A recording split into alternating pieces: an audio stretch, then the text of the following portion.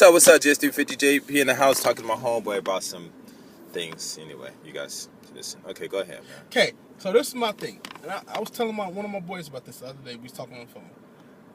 The reason I say that the government funded that whole integration stuff with Dr. Martin Luther King was because you got to think about this. First of all, him being on TV, them showing the marches and all his speeches at the Washington Monument and all of that stuff, that's the equivalent of a presidential election. When you think about when presidents, they running for office and they trying to be elected, they got to pay millions of dollars for that airtime to be on TV. Not only that, you're going around in different freaking states doing that on national TV. Now think about Martin Luther King. He was on the Washington Monument with hundreds of thousands of black people doing a speech, and it was being aired all over the country. Now, how is that possible? You think they just gonna let any old random person have that much power to just come up on Washington Monument, invite hundreds of thousands of black people on the Washington Monument, and it's being aired on all the TV stations and networks all across the nation? That's not possible. So that's letting you know right there that the government was funding that whole movement. They were funding that because they knew that if they got us to be integrated, that would destroy our communities, our families, and make us weaker and put us in the situation where we're in right now, where we don't have no strong community. We're on the bottom of the totem pole financially and economically in all of our communities, or in just the United States, period. And basically, we got to go to them for jobs. Every time we get money, we spending our money at their stores, shops, malls, you know what I'm saying, whatever, their clothing stores, all that. That was their plan, because it's all about corporations, about making money. That's all the government is. It's a big corporation. Before that whole integration thing, we were in our own communities. We had our own restaurants. We had our own businesses. We had our own banks. We had our own bus companies, taxi companies, all of that. We were straight. The black family was good. It wasn't no single parent households like on the mass level that it is today. They did that. And as a matter of fact, Martin Luther King was a freaking Mason, a Boule member, the black Boule. That's how I know that they was funding it. Because it's like I said, it's no way they will let no black man, especially if they were supposedly against it and against him. That was all a big show. Because there ain't no way they would let him get on national TV all them times that he did, all them speeches he did, and air it on every single station across the whole nation and have all these hundreds of thousands of black people. So what about Malcolm X stuff? That was phony. What was about Malcolm X stuff? But if you notice, they were using Malcolm X also. They was using him as a pawn, as the competitor against Martin Luther King, because they have to make it look real. Even if he wasn't, he didn't even have to be a part of it, like how they were using Martin Luther King.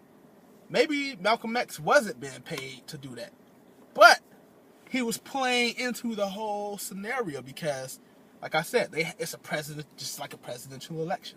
You have Democrat, you have Republican, like you have Obama, and you have Mitt Romney. They have to have the two parties like they're going against each other, like clashing, or two different beliefs. You know what I'm saying? Same thing. Martin Luther King, Malcolm X. You know what I'm saying? But what was our whole point, though? The whole point of what? Okay, now what I'm saying is, before that, what I'm saying is, we're talking about black people all getting together. Mm-hmm. Okay, and so I said that the reason we can't get together is because a lot of people don't have instructions and they don't know how to come together. Then when like my video I made, marketing to you, our problem was that we got these leaders who don't think correctly. Okay, and they're not thinking about self or us. They got these white networks and they showing on TV. You like when I was young, they had these dolls, and black people start getting mad because the black children would pass up the black dolls so they can get with the white dolls. But you got to understand is that when these networks came online and started broadcasting, they started broadcasting to people with TVs. Back in those days when they were broadcasting, blacks were not marketable. They were not profitable. They Right. you weren't going to make any profit marketing to them. Right. So they marketed to the white people who had the money.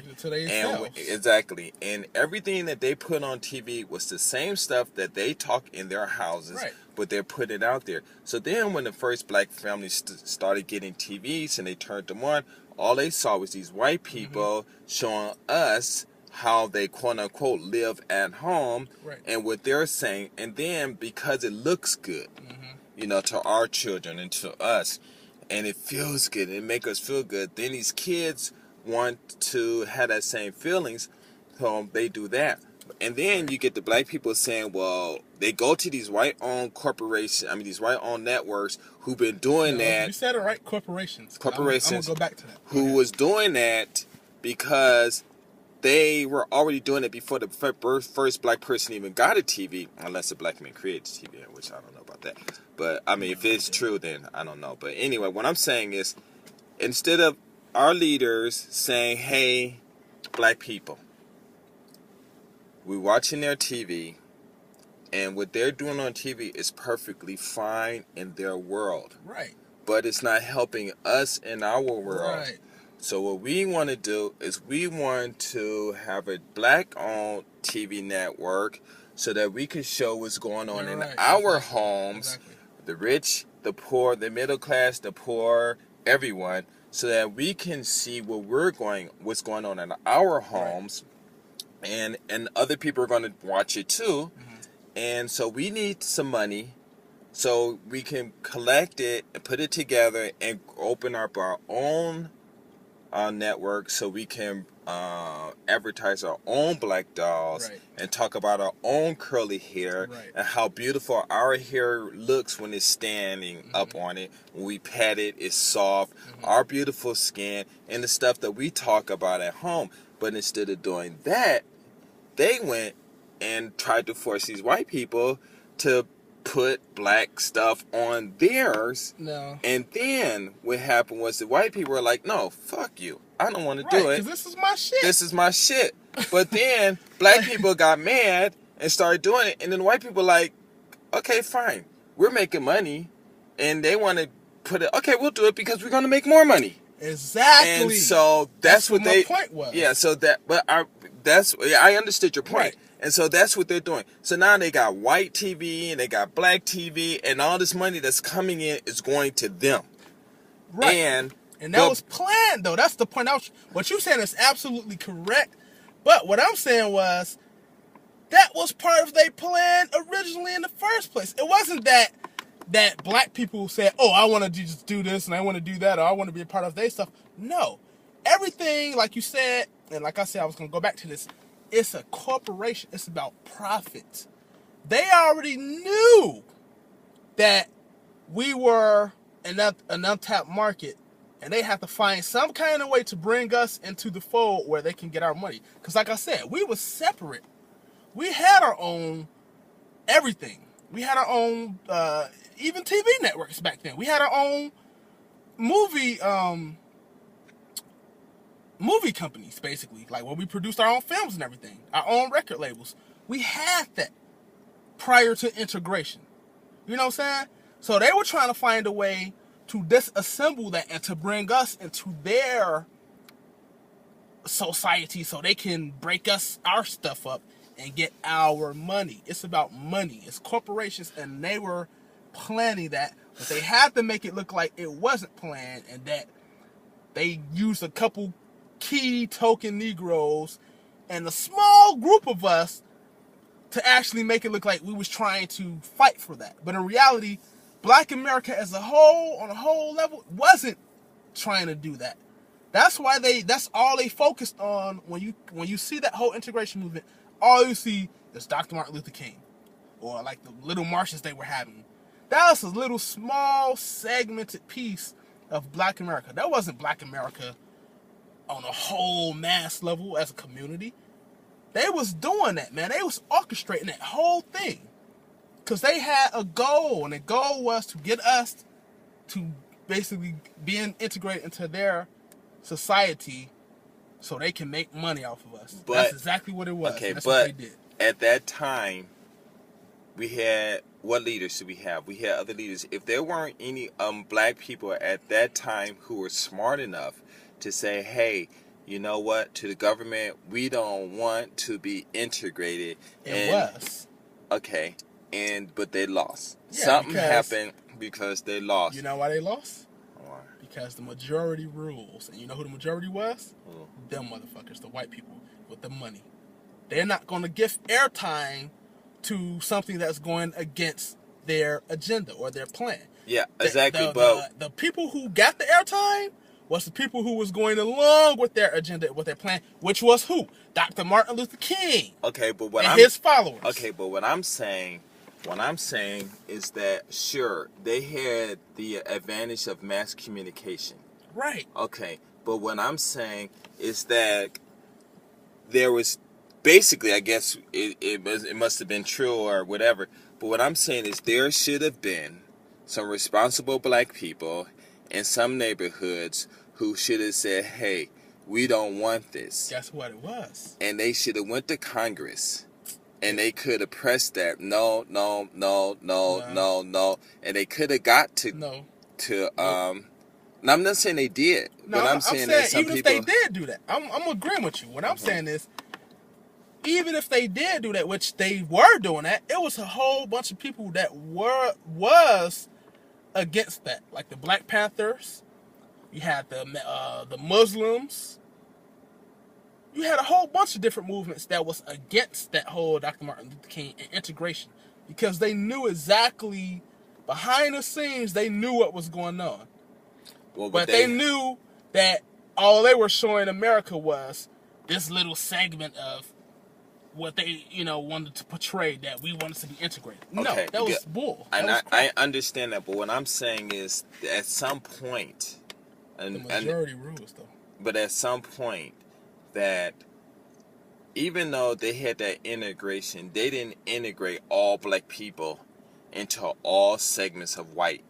You got, what started happening was they did that. Some people went to white schools. Few, it wasn't a whole bunch of mass integration and all that stuff. Yeah, it wasn't. Exactly. That's my point. And then the whole thing is that as black people started doing well, then a lot of people started leaving the neighborhoods. Yeah, exactly. And then as these white neighborhoods, the white neighborhoods didn't want to put their businesses in black neighborhoods, but then they started doing that, and instead of the black people understanding the financial world and marketing and the importance of keeping money in your own pocket, and no one was in the community teaching this stuff.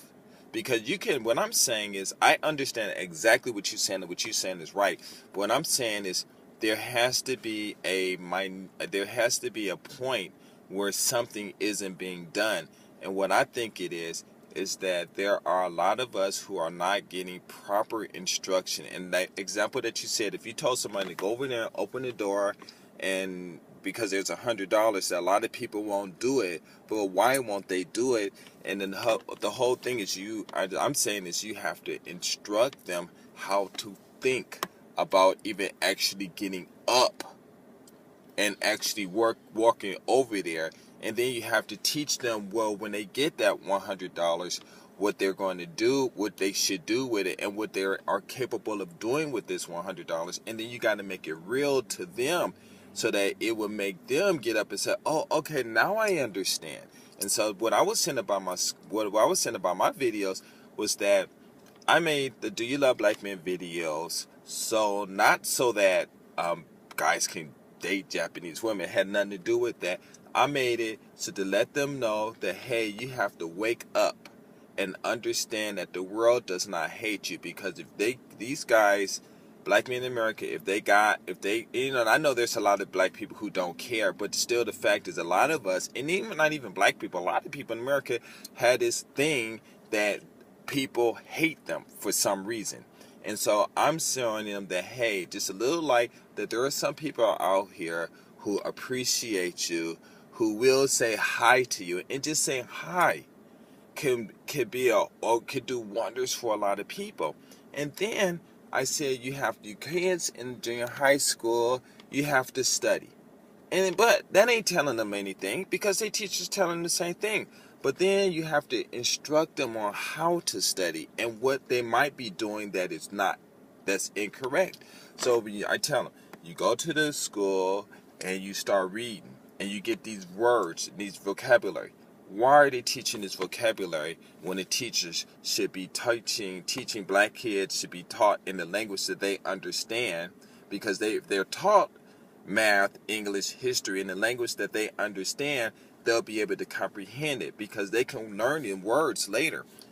And what I was saying was, when you go to college, and especially when you go to college, and I know I jumped to see something, that when you learn this new vocabulary in college, they're teaching you a whole new language so that you can communicate with each other who from different regions of all the United States, so all of you have one common language that you can understand each other. Because when you look in the dictionary for like a word, what is the word? Let's say preclude. You look in the dictionary and it'll have this slang in there. And they'll have words from different parts of different America where people say it, but they got this one word that represents because everyone got their different slang and jargons, whatever, but they got this one word that means all of that. So instead of I'm walking up to you and go, yo, what's up, what's up, what's up? Yeah, you know what's up, and the big thing, and da-da-da. And you know how we talk, we don't even really be saying nothing, but we be saying things, but we're not really saying nothing. But whatever we're saying, everybody still understand that we're saying something. But the whole thing is, whatever we were saying ain't really even being said, but yet we understand what's being said, even though to some other people nothing's being said. Like in that movie Heat, when Tone Loc, he said, yeah, I got to somebody that, and then that what's that guy? The police said, what the fuck did you say? I don't understand, till he said the word slick. So when I watched that movie, everything that Tone Loc said, I understood what he was saying. Okay. But the guy didn't understand, even though, whatever. But I'm saying that's our language. But when you go to college, they teach you a whole new language. And then I send the videos. The reason they teach you a whole new language, because it's easier to create a new language than it is to teach everybody else's neighborhood talk. Yeah, because it's a foundation. It's a base language. All this other stuff is something we created. That's No. It's not, because a lot of these words are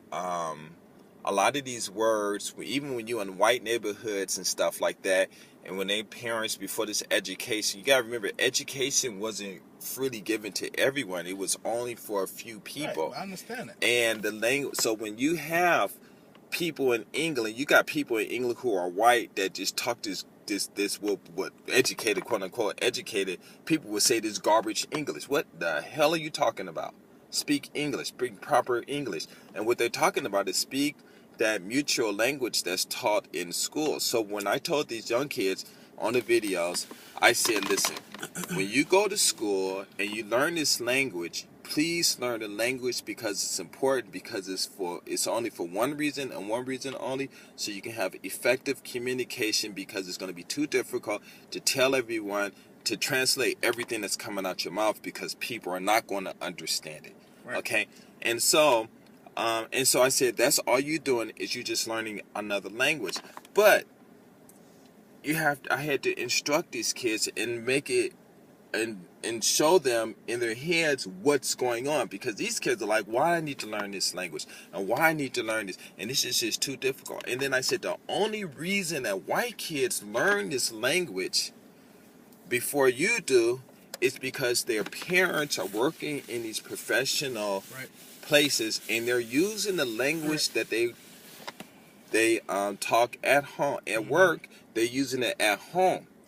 And they're teaching their kids. So their kids know both. They know the street language, because these kids got their own language. The white kids got their own language that their parents don't understand, or, that their parents probably forgot, or that's developing.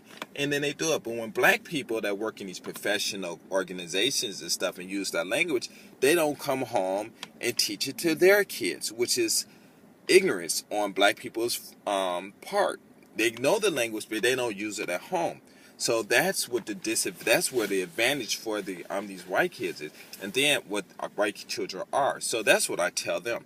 Now, what we were talking about is not so much that I understand what you're saying, but what I'm saying is there are some people, and there's probably too many people, who do not know how to organize the junk that's in their head in such a way where they can get rid of, or at least move it to the side, so they're able to comprehend what they're supposed to do and how they're supposed to do it.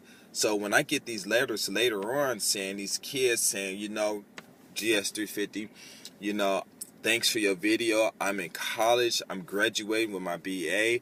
When I was in high school or junior high school, I watched your videos and I understood what you said, and I started doing well. Now I'm in college. This one guy said, had I not watched your videos, I've been dead today. I know for a fact.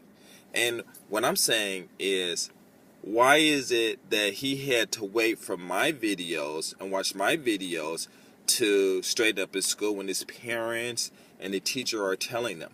Okay. Because they're not providing proper instructions on how or why. And that's all I'm saying. Look what Dewan just wrote. What did he say? That's funny that he just wrote that. He had no idea, by the way, that what we was talking about. He said, also, black people need to get rid of ghetto English. No one will take them serious speaking the way which is cool within the black community. I sure wouldn't. Well, he's lying. No, he's not lying. No. What he's saying is what I'm saying. Yeah, when you go, that's what I said. Exactly. But when you out in the real world, white people, how many, I was in Osaka, and I talked to this Asian girl. Now, me and this Asian girl was going to a trial lesson with one of my, this lady I work for, and she's from Canada. So I'm talking like back in my days. I don't know about you young guys. I think I started slipping and stuff. But if you were not black, we didn't talk to you. We did not talk to you in our language. Right. Okay. So if you're a white guy talking about, what's up, bro? Huh? I'm not your bro. Don't talk to me like that. We did not share our language with other people. We didn't talk like white guys. White guys didn't talk like us.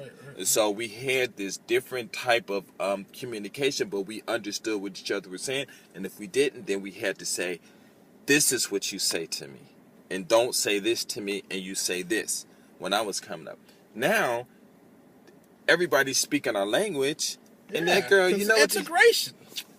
Yeah, okay, maybe, but integration at that time wasn't so many Asian people like there are now, talking black. Because even Asian people did not talk black when I was coming up. No, it just started in the States, but now it's been worldwide. Yeah, I know, but what I'm saying is when I was coming up, this was like, 25 years ago I'm talking. Right. So this girl that I met, she wasn't 25 years old, so she wasn't even born. So I'm talking to her using proper mutual English that we learned in college and stuff like that. You know what that girl told me? What? She said, talk black. I'm like, what? Yeah, but we ain't talking about that. Of course, that's like in the streets. We talking about, what he's saying is, which I agree with, he's saying,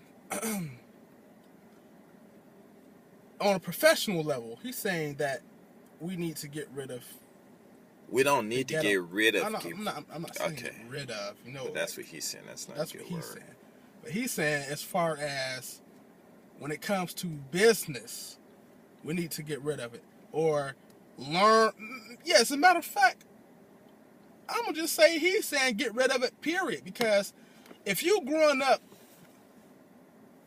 like in a hood, or like you're in the South, or whatever part of the country you're from, and all you doing is speaking like trying to be cool or slang or hip hop talk. Yeah, but there's no such thing as hip hop talk. Okay, and then whatever.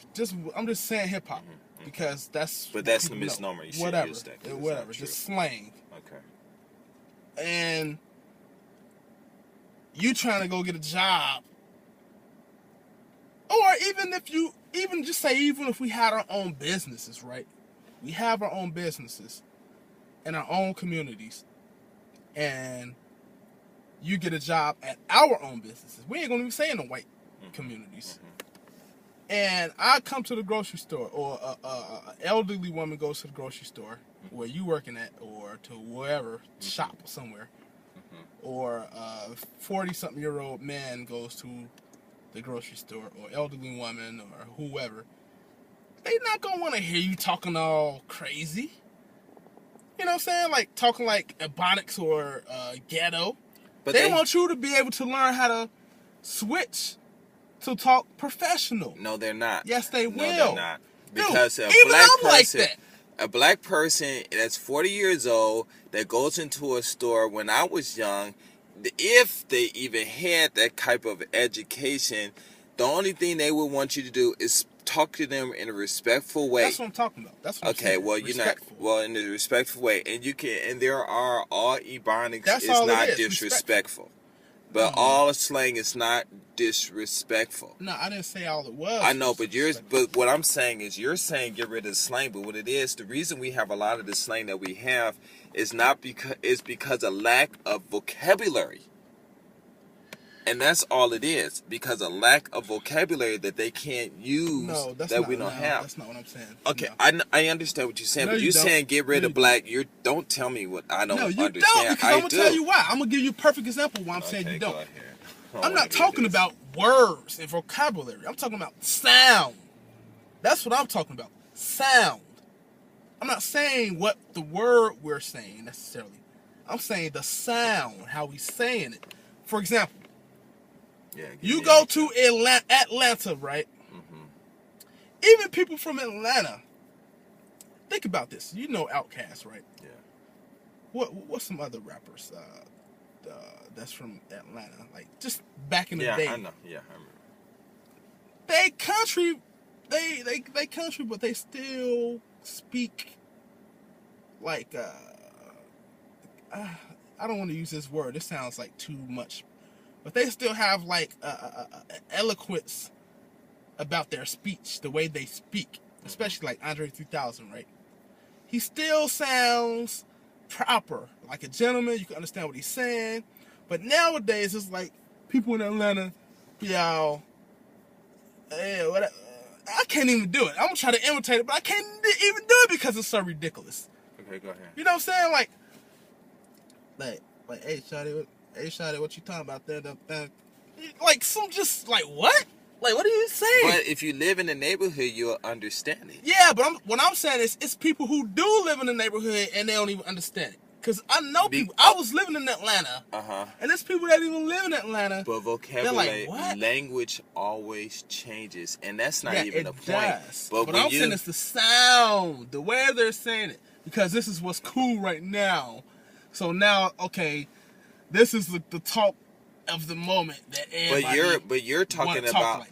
But you're talking about people on the street talking to other people on the street. Okay. First you were saying business. No. And then I'm you're talking saying about on our the street. community. Yeah, but in the community. And if you're working in a business, if we have our own businesses in our community, right? And I hire you, say I own this grocery store, and I hire you to work here, and you're working at the cash register, and then some regular people come in.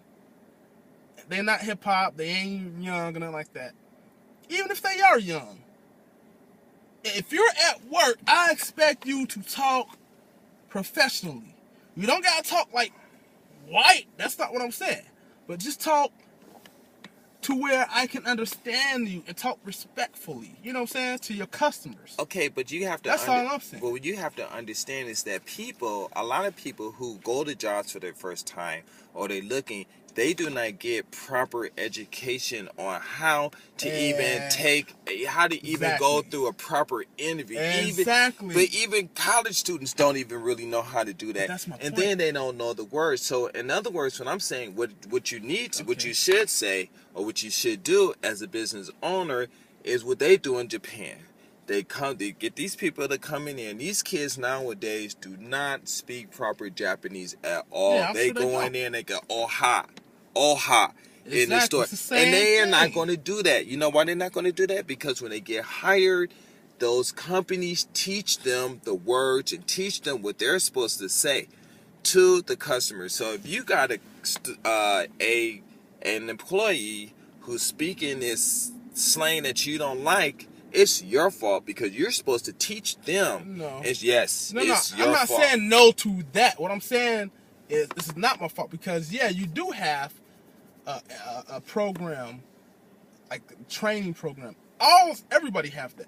But when you're not there, you can't control what that person is doing necessarily. You can't be around your worker. Okay, but now you're making up a story and you twist it in such a way where it's always going to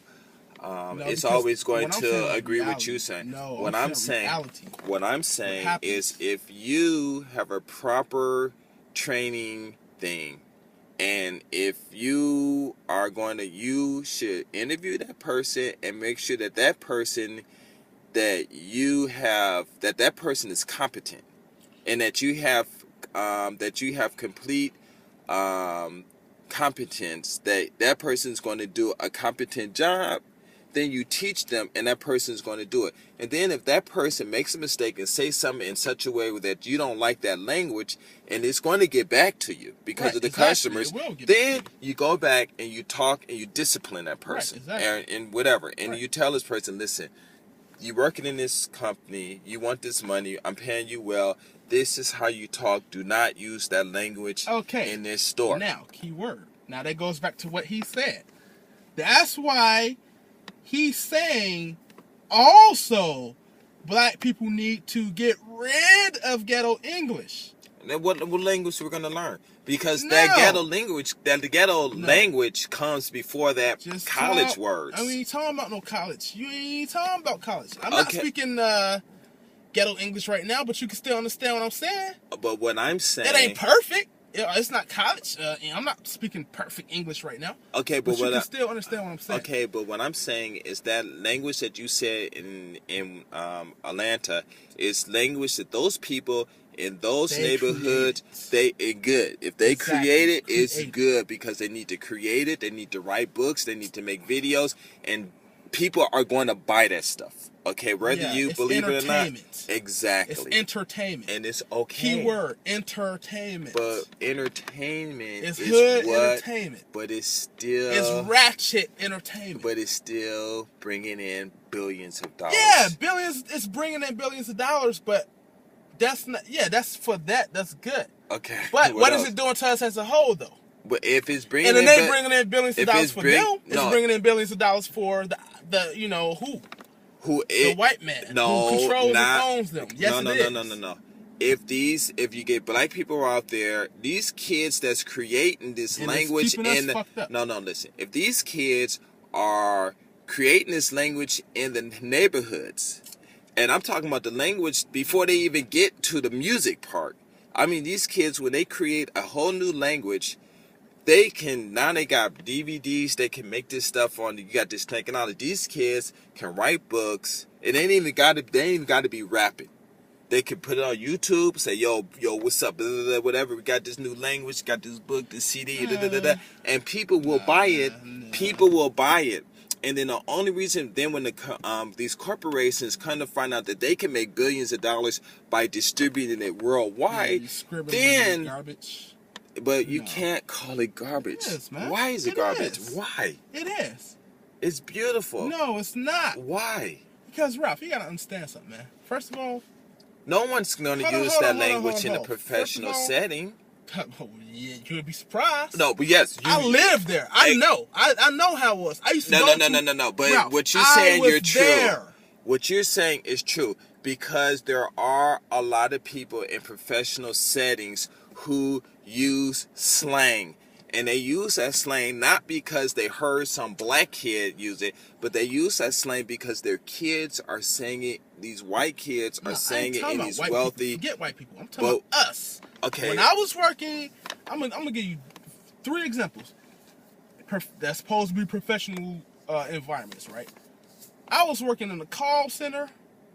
I know what center? Call center. What's that? Like where people take calls, customer service. Oh, okay. And I was living in Atlanta, and I'm from Chicago. You know what I'm saying? So totally different, and we have our own country sounding slang too. Mm-hmm. But man, oh God, I remember when I first started, and I was like, and this ain't to offend nobody, nothing like that, but I would be sitting there on the phone talking to the customers, and you know how you have people sitting next to you, like other co-workers and stuff like that, or you can hear the people on the other side of the wall on the phone. And the way they would be talking to the customers, I would be like, oh my God, are you serious? But whose fault is that? It's like embarrassing, man. But whose fault is that? That's our fault. That's the company's fault for not teaching. That's the company's fault for not teaching them the proper. They did teach them. I went through the training, so they did teach them. That's bullshit. And if these people are not conforming to company procedure rules, they should be fired. Yeah, and they do get fired. But the whole point is, if you keep having that constantly happening on a mass level, after a while, it's just like, you know what? Forget it. I'm not going to take you serious. I'm not going to hire you at all, because you keep proving to me time and time again that you're not capable of doing the proper procedure. Okay, and that's so good. Therefore, I'm not going to hire you. Therefore, just like Dewan said, ain't nobody going to take you serious. And people are going to take you serious. It's just whether or not they understand it, and it's respect. This is all you're talking about. It's just respect. Now, what I'm saying is, what about the people on the other line? What language are they doing? Because you cannot get on the phone and just talk to everyone and use these highly sophisticated vocabulary. No, we ain't talking about highly sophisticated. We talking about just the sound. I'm not talking about you gotta speak proper and so basically what you're doing is you're trying to change their voices and change their mannerism of speaking. Just talk normal. What is normal to people?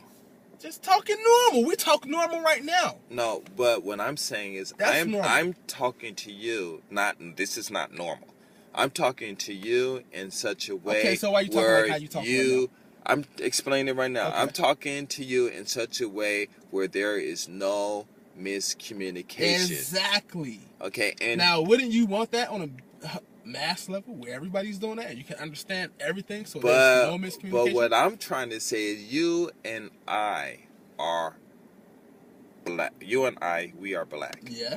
So why in the hell do we have to talk like we're two fucking white people when I could just talk? I'm not talking white at all. Okay, but what I'm saying is, when I'm trying to... You're not talking white? No. It's not talking normal, because there's no such thing as normal. What I'm saying is that we're here in Japan, and we do not have other black people around us all the time, so we do not speak in our normal language when we're teaching.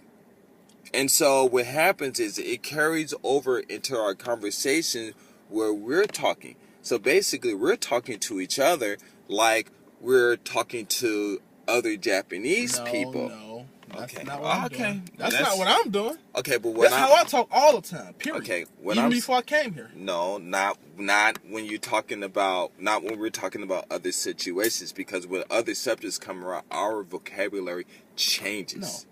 Yes, it does. Words change, not the sound of my voice. That's what I'm talking about. I'm not talking about the words. Well, you can't. I'm talking about how I sound. Okay, but if people I speak clearly. Okay, that's what I'm saying. Okay, exactly. You can understand what I'm saying. Okay, but that's what I'm saying also, is you can teach people to talk clearly. You know, back in the days, they had to teach white women how to walk proper. Yeah. Okay, because black women would carry thing. stuff on their head and walk and wouldn't drop nothing. Right, and I was going to say something about that. So it was, they had to be taught. So if you had to teach white women how to walk without tripping and flipping all over the air, then you're going to have to teach black people how to speak. But that's what we're saying. We're saying get rid of that freaking ghetto ebonics crap and speak right. That's the whole thing. No. That's the same thing as saying white women, learn how to walk properly. Go to etiquette school so you can be polished and finished and you know how to do it properly. Therefore, you don't go back, you don't revert back to your old, you know what I'm saying, bad posture and walking poorly. No, you don't do that. But people like the way they walk, and nobody don't want to walk straight all the time. People want to sag a little bit with their shobers and walk how the hell they want to walk. Own freaking house or whatever. Okay, exactly. And so, in other words, the ebonics and stuff no. When you're in the work, then it's a different story. But when I'm saying that you're saying get rid of ebonics where? In the neighborhoods? No, or in the professional settings? I'm talking about professional settings. Okay, well then you have to say that. That's what we're talking about. But that's exactly what we're talking about. That is what I was saying. Okay, but what I'm saying is when we're having a conversation, you and him are on the same page. Okay, and you just expect me to jump on the same page. No, I don't. But what I'm saying, no. What I'm saying is, I understand what you're saying, but what I'm trying to prove to you is that you cannot talk and say we need to get rid of ebonics. Okay, listen. You're saying we need to get rid of ebonics. And I'm saying, no, we don't need to get rid of ebonics. We need to teach people how to work in the professional, how to speak in a professional setting. Then, later... That's the same thing I said. No, it's not the same. You saying get rid of ebonics, and I said teach them in a professional setting. No, I said that earlier. I said... Of course, he didn't say that. He did not say that in his message. I'm not saying what he said. I'm saying what I said. Okay, but in his message, you said that he said the same thing I said. Yeah, but he's talking about in a professional setting. But he didn't write it. That is what he said. He did not write it. He don't have to write it, but he was saying that. Ah, but that's where mistakes come in because that's you why cannot. Nobody would take them serious. Who is nobody, and who is taking them serious for what? In a professional setting. And that's poor English too, because there's no such thing as a nobody, anyone. Okay, but what I'm trying to say is that you have to clarify what you're talking about. I'm speaking to you, and I'm not going to try to guessify what you're saying in your head. You have to say ebonics is not proper in a professional setting. Then I can understand that. Well, but if you're saying be like, you know. But what I'm saying is known. But what I'm saying is your words are very important because you cannot instruct people on an inference or implied or whatever it's called. You cannot do that. You have to list people. You have to say, listen, this. And if to you, you might say, well, why do I have to be so specific and so detailed? You have to do that so that there is no miscommunication. No. And that's what I'm saying. Okay, that's cool. And I agree with you to a certain degree. But at the same time, it's just certain things, going back to the original point, that we as a people are not doing that. It's just common sense. Okay, but it's not common sense. And we don't need to have every little single detail to be written out or spoken to us. White people do that. No, yes, they do. Yes, they do. They don't. Shh, okay. No, they don't. All right, man. It's just certain things that even animals know. It even said in the Bible, even an ass knows where his master's house is. Yeah, but why is his my people perish for a lack of knowledge? But the whole exactly. Point is, they perish for a lack of knowledge. Why did they perish for a lack of knowledge? Because there is no one there to explain properly in detail this knowledge. That's not true. Okay. It's there, but they choose not to freaking learn. But the knowledge is there. It's everywhere. That's our biggest problem is, and it ain't white people's fault, it ain't nobody's fault, because they put The knowledge is there. They can give you a book, they can give you 100 books, but they can't force you to read it. That's the problem. It ain't about we don't have the information or the knowledge is not there. We have all of that. You got the internet, you got books and shit, you got libraries. We just choose not to do it. That's our fault, and that's our problem, and that's what we have that's fucked up about us. Okay, but that's true. That's generally speaking. What I'm saying is, period. Okay, fine. And I agree with you, what you're saying 100%. Now, my thing is this. You're talking about the problem. I want to talk about a solution. So the problem is that they got the information out there, and we are not getting that information. Now, and whose fault is that? Okay, it's our fault. Okay, now what I'm saying is the solution. We provide the solutions for you. The solution to this problem is this. I tell them, I said, listen. What's the problem, first of all? What you just said. The knowledge is there and we're not reading it. That's the problem. Why are we not reading it? Why? That's the solution. Okay, why? Why are we not reading it? You said because people are lazy and people don't want to do it. That's what you said, right? Yeah. Okay. Now, what's the solution? What's the solution? Okay, now. How do you get people to force them up? Why you force? You don't have to force them. Okay, not even force. How do you get people to get off their butts and freaking learn how to help themselves with the information that's there for them? Okay, now, you have to tell people everything that's in these books, majority of this stuff you already know and you already doing. You want to be a good manager. Well, when you put on your clothes, it's the same thing as management. How is that possible? Because you're organizing colors, and you're organizing shapes, and you're organizing the textures, and you organize it. Who teach you how to dress normally? Your mother.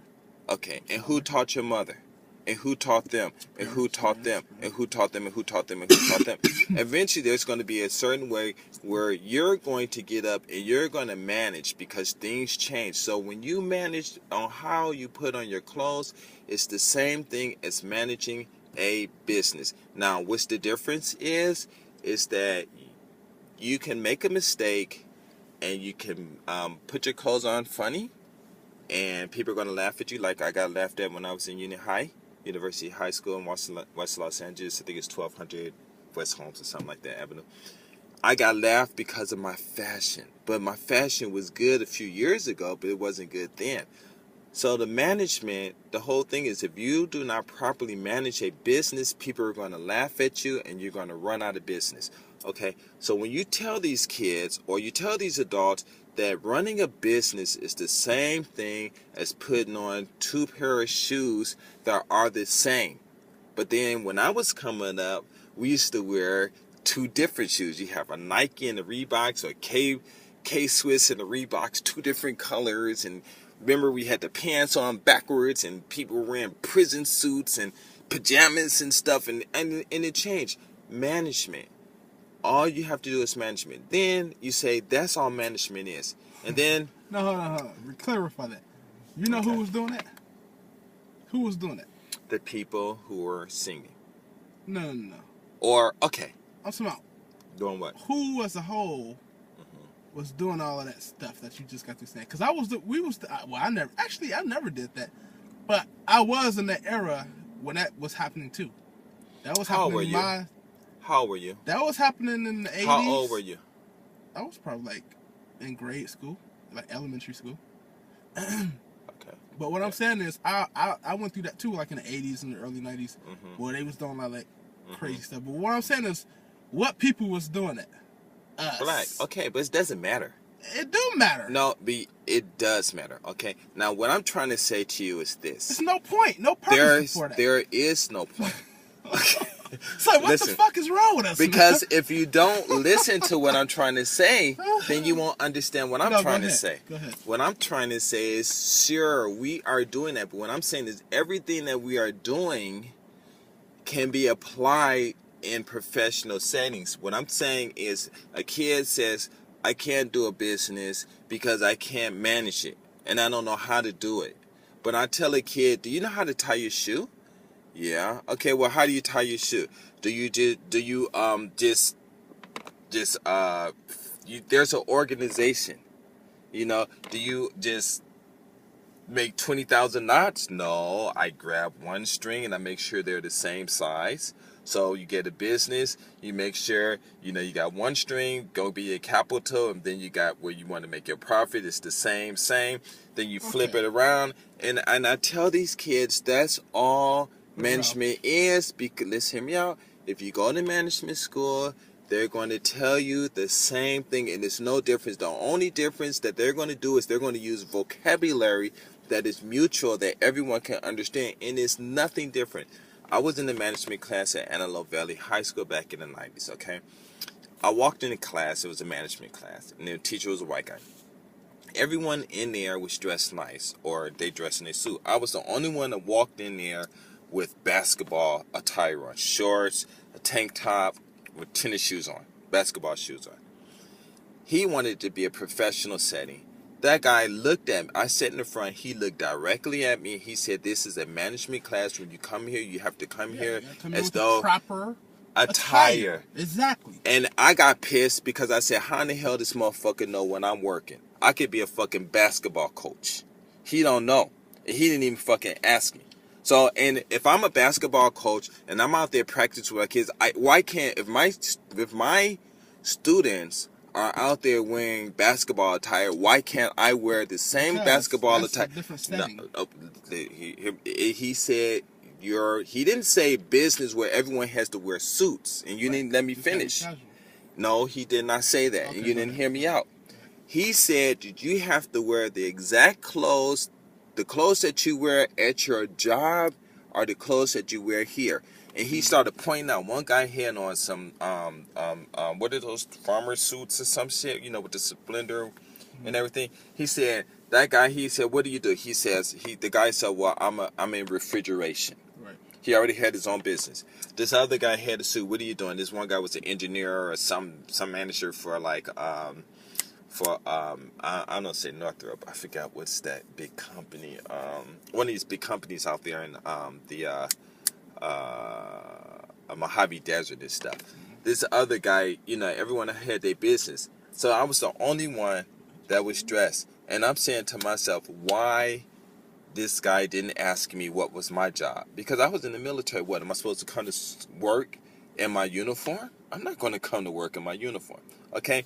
So I just ignored what he said, right? Because I was just really ticked off when he did that. Because he just looked right at me and didn't look at anyone else and used me as a bad, but I wasn't the only black person there. There was another black man there, but he was older and he had his own business too.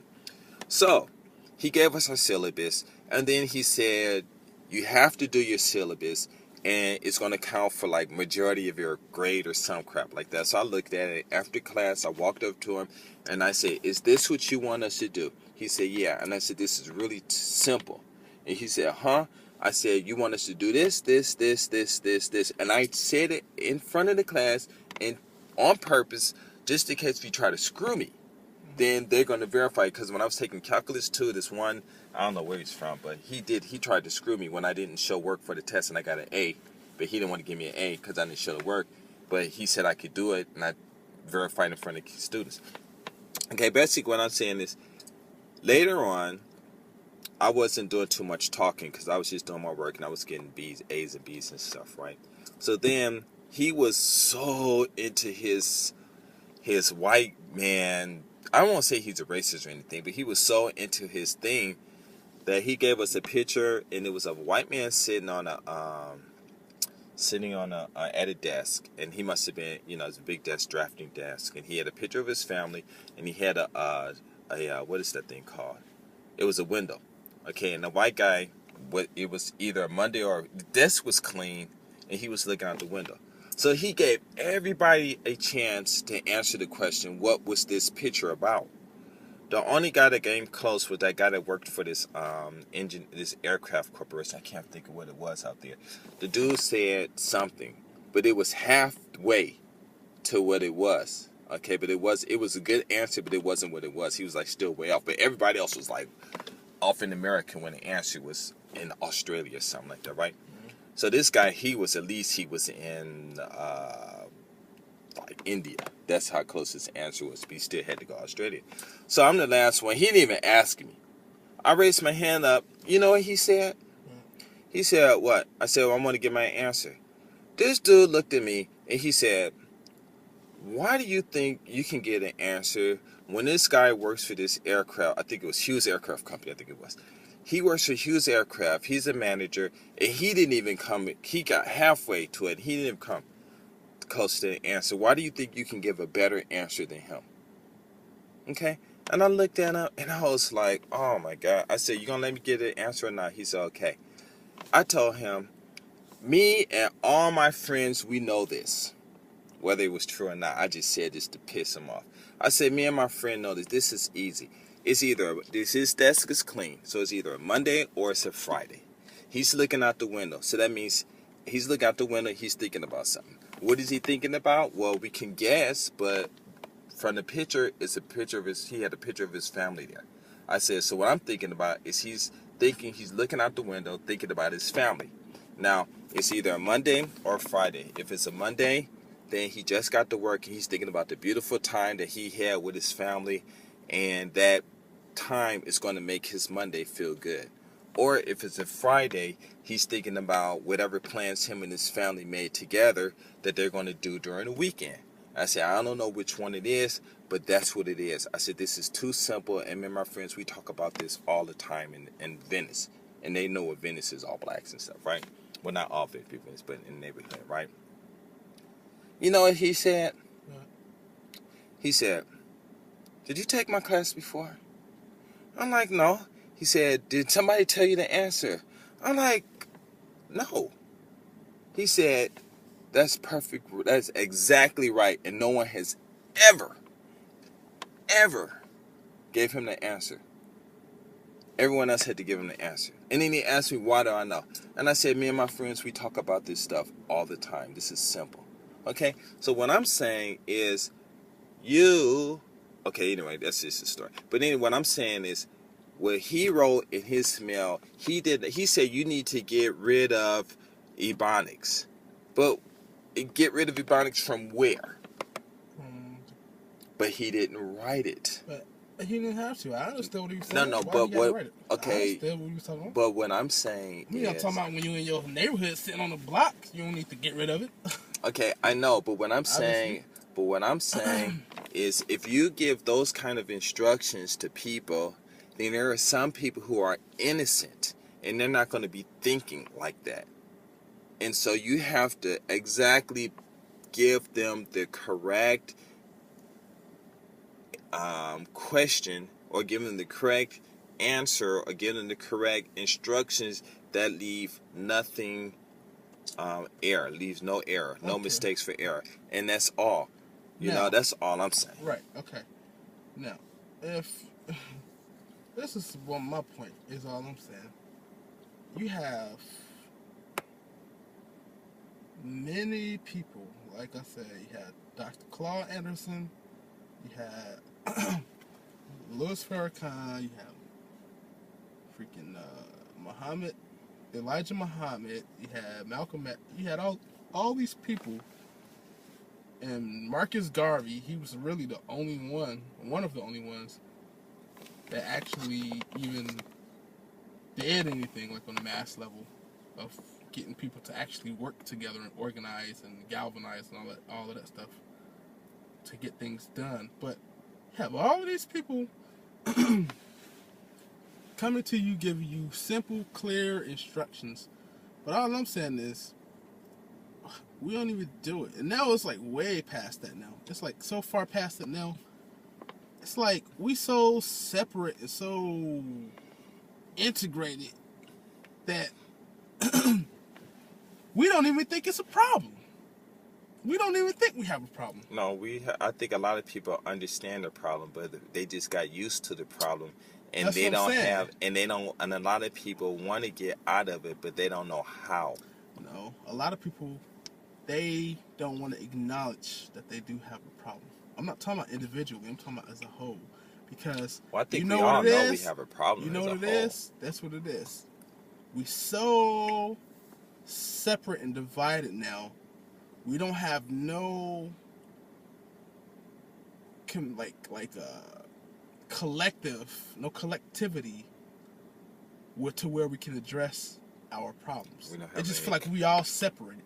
We don't have any. Like that. We don't have any collections. Yeah, okay. I feel like I'm just my own person, and I know it's other people on Facebook, like other black people on Twitter or wherever they doing in their neighborhoods. They feel like they in the same situation, but maybe they feel like they just by themselves, or they just feel separate. They don't know who the hell to talk to. Who do we go to? Who do we talk to? Who do we, you know what I'm saying? Even if we do want to do something, where do we do it? How do we do it? Because we're separate. But what I did was I said, you have friends, don't you? Do you have friends? Yeah. Okay, I gave you a solution. Not really. Okay, but you do have people. Few. Listen, me, you, and DJ, we hang out. Okay, we got our little crew. Okay. And while we hang out together, maybe we trust each other. Maybe we're the only black people in Wakayama that's that can relate to each other, whatever. But the whole thing, we got our little network that's going on. What I said was that we always saying we need a leader. But I came out and said, I didn't say you. I did not say you. I know. I'm just saying. And we just quote unquote we. Right. I'm not making this personal. Right, that's why I said we. Okay, so it's this talk about we need a leader. Black people need a leader and all this stuff. But I came out and said that we don't need a leader because we all individually, we are leaders. Right. Because you have to lead your own life. And then I came out and I said, but I made this video and I said that to me, I am the number one most important person in this world. And there is no one greater or better than me. But for me to survive and to live comfortable and to do other things, even just get my clothes and buy water or whatever, get money or whatever, that I need to cooperate with other people around me so that I can get the essential things and the wanted-ies and the necessities and the wanted-ies that I want and to enjoy my life. So I have to cooperate with people. So when people understand that the leader that you need is really you, because no one else is not, like you said, you can lead a horse to water, but you can't make him drink it. But I say you can lead the horse to water and you can toss that motherfucker in the ocean, and I bet you that motherfucker gonna sink or swim. And so when you think about it, you are a leader in your own, you are a leader. And then you got other people who are a leader, and you got other people who are a leader. And how do people get together? They have to talk. And then there's going to be times when people won't be able to gel, okay, together. So, but that's not a problem because everyone have their own little groups. So we might have our group, okay, and then I got my groups. I got groups in Nagoya. I got groups in Tokyo. I got groups in America, different groups. And you got your different groups. So all them people in them groups, they might listen to your talk and they might not like you. And if they had to do business with you, they don't want to do it. But because I'm a link between our group and their group, then I can work with them. And then both of our groups can work on a common thing. And the connection is going to be me. And it's going to be a link. And that's going to be linked. And then you got your friends. If your friends, like you and Dewan, we always talking. You and Dewan are always talking about the same thing. Who always seems to be contradicting things? Me. Okay?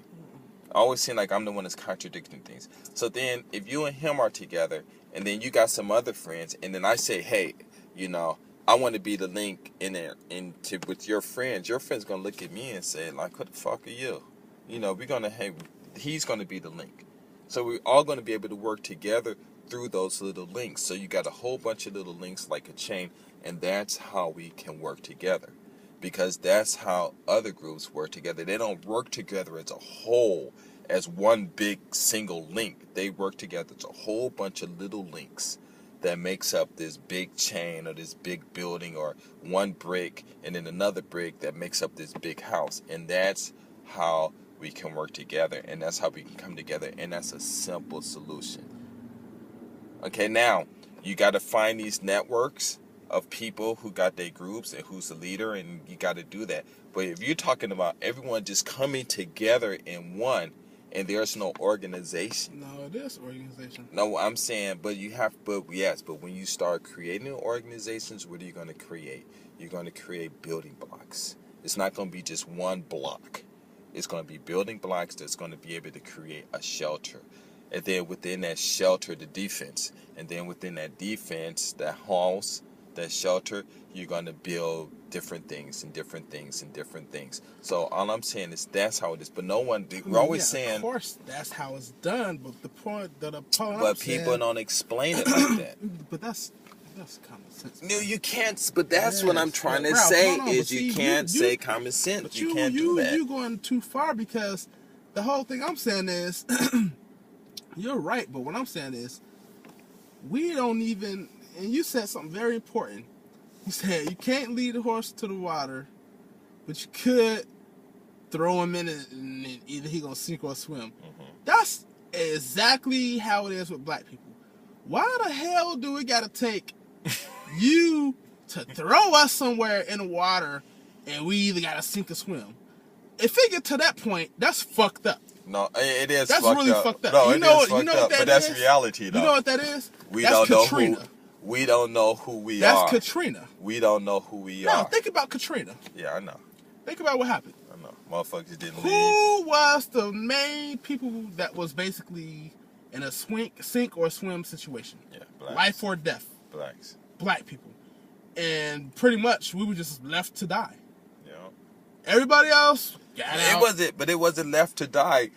They should have been responsible. And those people who don't understand nature.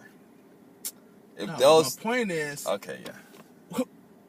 But we was fucked up. We was in a fucked up situation. But why? The point is, why do it have to take us that far for us to realize some shit that we need to fucking get together and work as a whole, and never make sure that type of shit happened to us again?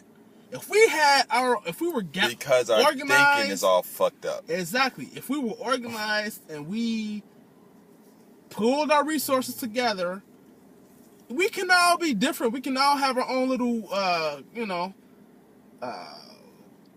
what's the word? Cliques or groups or whatever. Yeah, we can all do that. We can have our differences. We can have our different religions, different politics, different classes, whatever. But we still need to know when to come together to benefit us as a whole. We should all have one solid base foundation that all of those different groups fit under. Right, but how do you get there? That's just point blank. That's it. No, you have to get there. Of course we're separate individuals and we different groups and all that stuff. But how do you get to that point? How do you get to that unity? We need to communicate. We need to talk and we need to listen. Yes. That's the thing. It ain't about necessarily just talking, but people need to listen and take action. Instruction. That's how you get there. We need proper instruction. But we've been getting proper through proper communication. But we've been getting that. We have the best of that. But what I'm saying is, we need to take heed and listen and then do it. We don't do it. That's our problem. But a lot of people are just okay, that's like this. Okay, right? Okay, so you go to school, right? You know the difference between going to compulsory, what is it?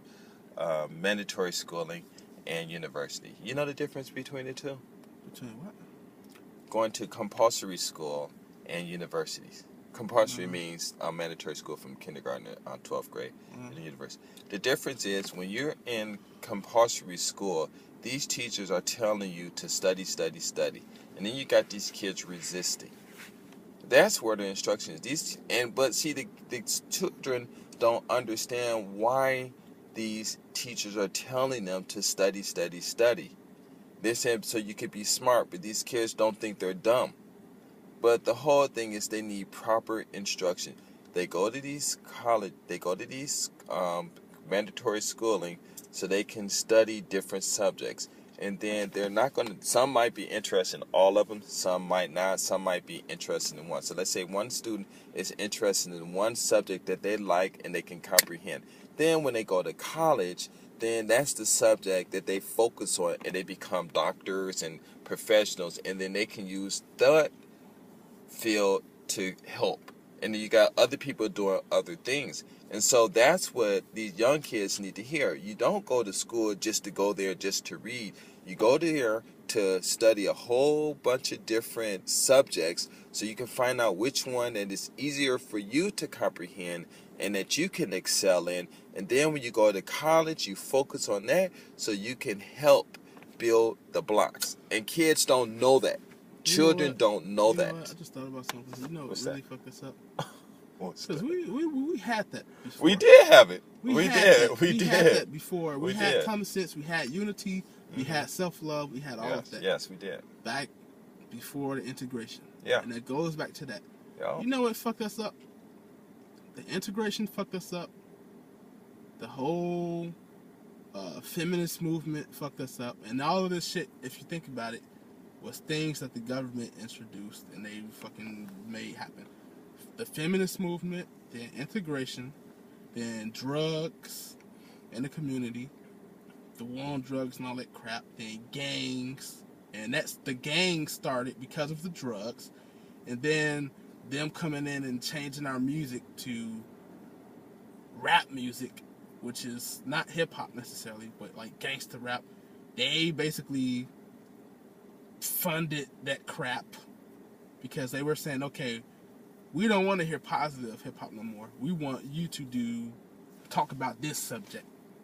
You know what I'm saying? And then that started changing the climate in our neighborhoods, the atmosphere.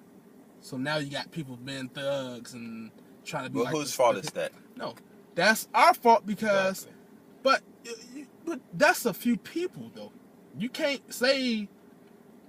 Everybody. That's a few people that were paid money to do this because... Exactly, but there are more good people in the neighborhood than there are bad people. But, hold on. But my point is, if you look at it, though, all of those things that was done to us strategically fucked us up and put us in the situation that we in now to where we just niggas and hoes and bitches and shit.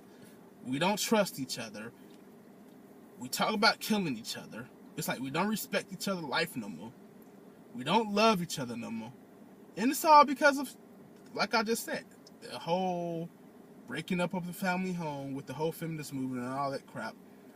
And the integration separating us as far as the community-wise. Then you got the negative culture as far as music and film and all that crap that they brought in the 90s. Like, you know what I'm saying, like the Boys in the Hood type movies, and then South Central and all that crap, and then the NWA type music and that whole era of that negative music, you know what I'm saying? And then drugs and then gangs and all of that shit just fucked us up. That really like messed us up, man. Because before that, I remember when I was young, I ain't feel none of that. I remember. It's like, I remember like I was born in 79. I remember like the early 80s. It was still kind of good. And then I remember the change. I remember feeling that change and the shift. It happened between the years when I think it was between 86 and 90 or 87. When I left Los Angeles, Power 106 said, you will never ever hear rap on this song. And in LA, I think it was, I forgot what that AM was, KLH, so I can't think of what it was, gosh. I remembered it, but we used to listen to, LA? LA, KJLH, yeah. Yeah, station. That was that AM station, right? That's Stevie Wonder station. KJLH. It was AM station. No, that's FM. No, then that's not the one. There was one when I was young, it was AM. Oh, maybe it was AM. And it was was AM before. It was AM. Yeah, it probably was. And AM. then they changed it. But Power 106 said that you would never ever hear rap music. And then when I came back from LA and I turned it on the Power 106 because they used to play a lot of tech music. Mm-hmm. and it was rap. And I was like, what the heck? And I was going to call him, what happened? I thought you guys, but there was management change and all this stuff changed. Yeah. And then my friend even called me. I think I was talking to him. He's like, yeah, man, you know, they got this NWA stuff. Exactly. So when I left L.A., you know, I was, you know, we had gangs, people shooting and stuff. I was going everywhere. I didn't carry a gun. Nobody didn't bother me, you know, unless I was with other people. But what I'm saying is that I saw that change coming, but still, a lot of people still chose to go that way. And in a lot of my videos, I always say I think the problem was an emotional thing that happened. Yeah, it is emotional. And our problem is basically our emotions. We are emotion. Like I got this video called "Emotions Fend Their Foes," and then I also talk about my video "What is Fun," and it talks about the emotions. How we got these trigger words. Yeah. That come pre-packed, where you hear it, it causes emotion, and it causes an action. Is emotion, but if you think about it, of course that is an emotion. That's why they use those tools to shape our emotions. Of course, it's emotions. And if music gonna shape your emotions the way you feel, make you fearful, or make you afraid, or make you distrusting, make you hate, all of that. Of course, it's emotions. They play on that, just like the movies do the same thing. Yeah, and that's why I said that's where our problem is. We need to understand that we are being controlled through our emotions, and if you shut your you can shut your emotions down and use your mind. Yeah. And you can anytime. That's instant. Right. And one day we can all say, you know what?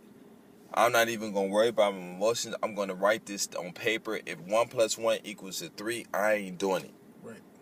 And that's it. And our problem could be over in 1 year. Then we might get attacked, but you know, still that control is gone. Right. And then you can start building and working, because actually what it is we are a loving people, and we love each other. We walking out, we're the only people walk around the world and we see each other and we acknowledge each other. When the other black people, Indians and from India and Pakistan and different places, and you know, and stuff, if they're not too much whitewashing and stuff, when they see me, they always say hi. And when I say hi to them, they turn around and smile. They happy. Oh, hi, brother. Hi, my brother. You know, and I'm like, why? Because I've never been in their country, but I know in their country there are a lot of people there that look like me. You know, and so we got that. So our problem is just we need to just snap out of the spell, break the spell. Just cut our emotions, clip that emotions, and say, listen, I'm going from my head, because the emotions, all emotions does is just make your body move. Right. And that's it. You know, but if you program, and that's it. And I said in my videos, I said slavery.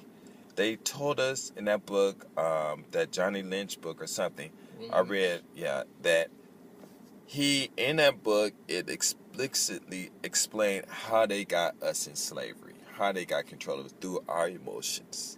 Right. And I don't know why they wrote that. They should never wrote that, but they wrote that. And all you got to do is cut it off, and bam, we're free. But see, even still, that was slavery. But then, even like I said, even after slavery, we went through a lot of different stages, but we was straight. We was together after slavery. Yes. But as soon as the 80s came, and all of that stuff they were just bombarding us with, that just messed up our whole freaking understanding. That just like put us. But that was our leaders' fault. 20 years. That was our leaders' fault, because they were not leading us. They were in for their own game. Yeah, because they was working with them. Exactly. And then so they really wasn't our leaders. They was appointed leaders. Okay, and then the people in the neighborhoods should have had enough common sense to come together and say this, because there are a lot of people in the neighborhood whose fault too. You got the fathers fighting with the kids for no reason. You know, a kid is 3 years old or 5 years old, do something wrong, he beating the hell out of the kids. You know, this white people too doing the same thing. And so they create a problem. So that the son is like, I'm only 5 years old. I don't know, Daddy. Well, you should know this. I'm your father, and you my son. And when I was 5 years old, was lying and shit, because his probably father did the same thing to him and stuff. And instead of said, my son my son doesn't want to study one day, right? He's crying. I'm like, why are you crying? Because I don't want to study. Why you don't want to study? Because it's boring, or I want to do something else. I said, well, yeah, but what does, what was it? I think it was, I think you said it was boring, and yeah, he was angry and didn't want to study. So I said, okay, but you're angry, but you don't want to study. But so what? You're angry. You can still study. He said, no, I can't. I said, what does studying and being angry have in common? What relationships do they have? He said, none. I said, okay, now tell me, why are you angry? And he was like, oh, well, I guess I don't have a reason to be angry. And I said, okay, so why don't you want to study? He said, because I don't understand. And I said, and why don't you understand? He said, because I don't study. And I said, okay, let's study together so you can understand. Right. And so we started doing it. And you got to talk to your kids like that, because they don't know. Because all those, I'm angry is a trigger word. Boring is a trigger. What does boring really mean? It doesn't mean anything. It's a made up word that makes you act a certain way. And that's what it is. And that's what I basically, think. to me, I think it is just something that's not interesting to you. Okay, but what's not? But why aren't you interested in it? But why aren't you interested in it? Because either you do understand it, and it's not what's the word?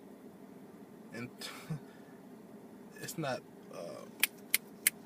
something you're interested in. I mean, you understand it, but there is no value. No, not value, value. But it's like you understand it, but it doesn't inspire you, or it doesn't, something like that. It's not. There's no use for you. Maybe there's no reason that it's not useful to you. Possibly. In other words, you can't utilize it for anything. Possibly, or you just passed that, like you already been there, done it, or another one is maybe you just don't understand it. You don't care to understand it, and that's it. Understand it. And that's it. It basically you don't understand. It's boring, and it's not interesting to you because you don't understand it. So my son, he was doing like 3-digit division, right? No, 2-digit division. And I'm saying, what do you do? He said, well, I don't know. I'm like, you do this in school. Why don't you know? Why don't you know? And I'm getting angry. And I said, you know what? Maybe he really don't know. Mm-hmm. So I said, okay, what are you supposed to do? He said, I don't know. I said, okay, when you divide, all you're doing is taking the same number and you subtracting it. So you write this number, the number like say 35,565 divided by 49. Okay, you take that 49 and you divide it, you subtract it from that number until you can't subtract anymore. And then he did that. And then he counted, I told him, you count how many times you subtracted to 45. He said so many times. I said, okay, you put that on the answer. He put it up because he knows where the answer is. I said, now, you take that answer and you multiply that 45. And if you get the same answer, then it's correct. So he did that. And then he kept doing it until he said, okay, now I understand it. So I left him alone. He turned it in. He got like 5 problems wrong. I said, well, why did you get these wrong? He was like, well, I did. It was okay. I don't understand. So we did it again. And then he made a mistake. I said, when you make a mistake or you write a number that looks like, you write a 5 and it looks like a 3, or a 3 that's supposed to look like it's supposed to be a 5 or something. I said, do it again. From the beginning, yep, do it again. And he had one problem where he had to do it 8 times before he got it right. So I'm laughing at him and stuff, and he's getting upset. And then I stopped and I said, well, I'm gonna show you how easy it is. The first problem I did, I had to follow the same rules he did 4 times before I got the problem right. And I'm sitting there going like, oh my God. And then that made me feel dumb. I said, you know what? I need to study this stuff too. Yeah, if you did it the way you said, by taking the 49 divided. No, I didn't do it like that. 34,000 is subtracted. Like that's too. But that's like, of course, that's hard. No. We didn't do it like that. That was like the first time. But the second time, he understood that it's some multiplication. So what he would do was when he would take that 3049 and say, okay, it'll go into 397 so many times. But what he would do was that what a lot of my friends do, and what I used to do, what our teachers said, when you write, use one sheet of paper for one problem, you write big. He said, you make sure you write each digit down correctly. My son was doing this one problem and couldn't finish it. And I said, what are you doing this problem? I said, well, look at the problems. They're not the same. And he was like, oh my God, I can't believe it. He wrote, I think it was like 459, and he wrote 357. And I'm like, you gotta take your time. And one of his friends told him, Japanese friend said, or they all Japanese, he said, when you study, there is no rush to study. Take your time. So, yeah, I gotta go, man. I'm out. Peace. All right.